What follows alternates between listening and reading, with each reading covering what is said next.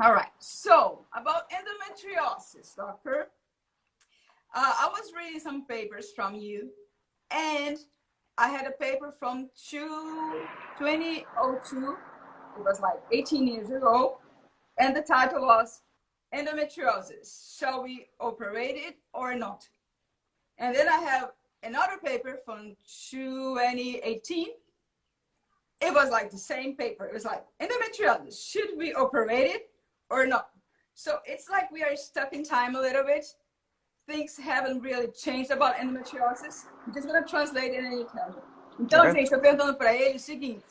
Eu peguei lá um monte de papers dele, que ele tem muita coisa publicada, né? E aí tinha um trabalho desde 2002 falando se a gente deve ou não operar endometriose. E depois, um mais recente agora, de 2018, falando, será que a gente deve operar ou não endometriose? Ou seja, parece que a gente está meio parado no tempo, né? Porque se passaram aí 16 anos e a gente continua com a mesma pergunta. E de 2018 para cá, a gente ainda continua sem saber muito bem essa pergunta, né? Então, qual seria a resposta que você poderia me dar hoje? So, what do you think today? Should we operate it or not? And why are we so stuck with this question? That's a great question, because I think the problem is not the endometriosis itself, is the gynecologist as a world. See, the first paper in 2002, it was completely against what people were doing. In the year 2000, people saw an endometrioma in the ovary and they would do surgery no matter what. Mm-hmm. And that was what we used to do. And we look at data of patients going for IVF with or without surgery, and nothing changed. It's even more when you do surgery on the ovary, sometimes you have poorer response, poorer ovarian reserve, and worse outcome after IVF. So we said, listen, if you see an endometrioma, unless the patient has pain, don't touch it. And that was a little bit of a revolution, because people said, this guy's crazy, because, you know, if you have a lesion, you have to operate.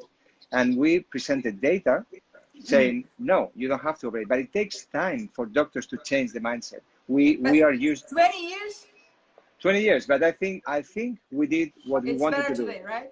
Yeah, much better. Still, of course, some people need surgery, but I think the first idea now is not to do surgery immediately. It's to think, should this patient benefit from surgery? Okay, let's go. Will not benefit from surgery? Let's not do it. Great, so I'm going to translate it. Então, gente, estou falando com ele, eu falei, né? Esse trabalho de 2002, ele estava falando justamente sobre isso. Ele estava falando, será que a gente deve operar ou não endometriose? Só que lá em 2000, 2002, estava todo mundo operando endometriose. Então, você fazia o diagnóstico de endometriose e falava, parabéns, você tem endometriose e você ganhou uma cirurgia. Então, todo mundo que tinha o diagnóstico de endometriose ia para a cirurgia, independente de qualquer coisa. Pelo fato de ter endometriose, ia fazer a cirurgia.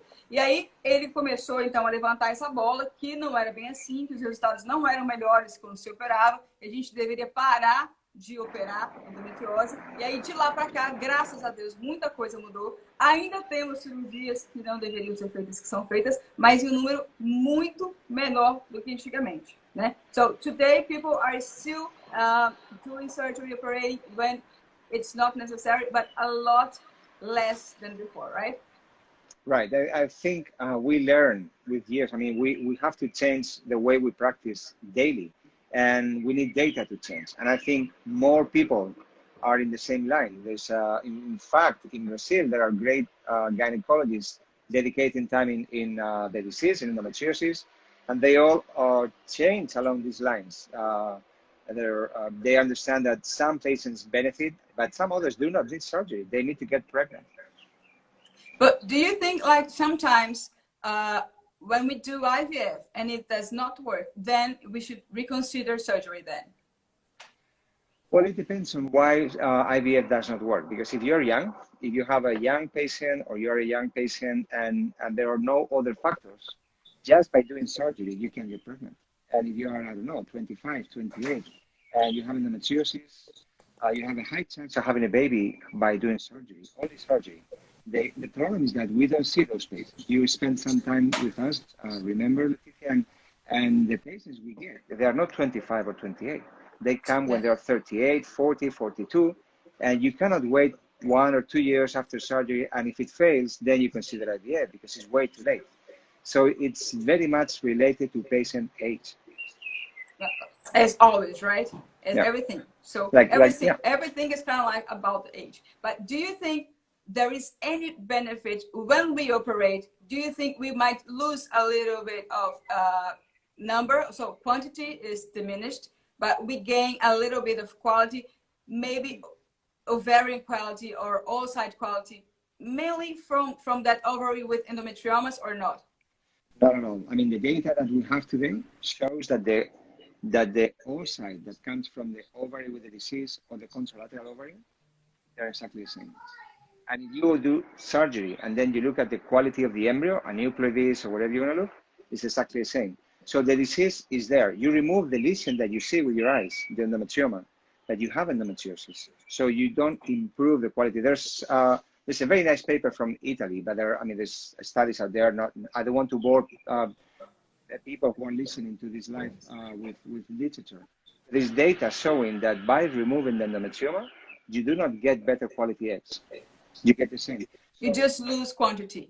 You may lose quantity, but you improve the pain. So if you have pain, you have to go for surgery. If you have no pain, don't touch it. That's in summary. Ok, so let me translate. Então, gente, peraí, olha só, vou traduzir tudo, hein? Presta atenção, vamos lá.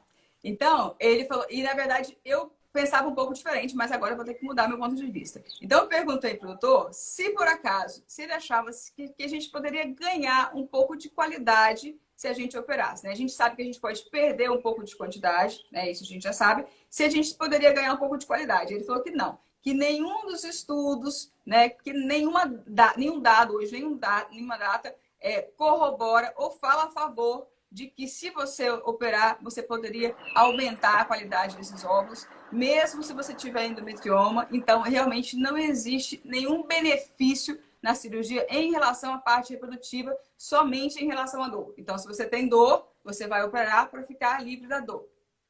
Right? So, you operate when you have dor, pero for quality, no. Right?